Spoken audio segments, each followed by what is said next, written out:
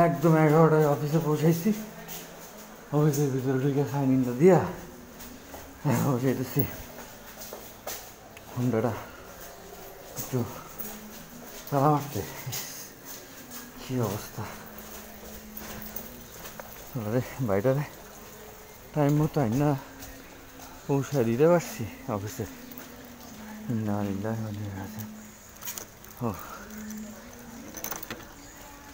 Time মতো জায়গায় পৌঁছায় দিয়ে না পারতাম।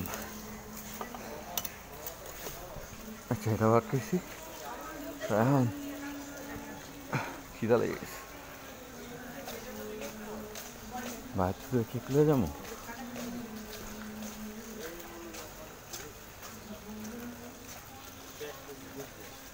আসসালামু আলাইকুম আক্তার ভাই।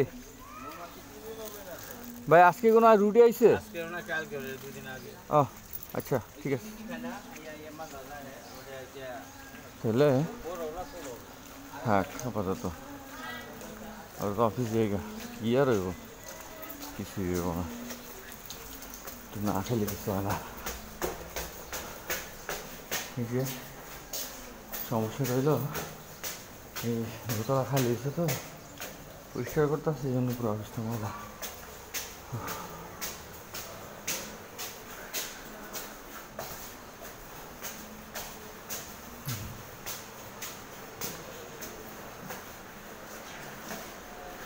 Entering the office.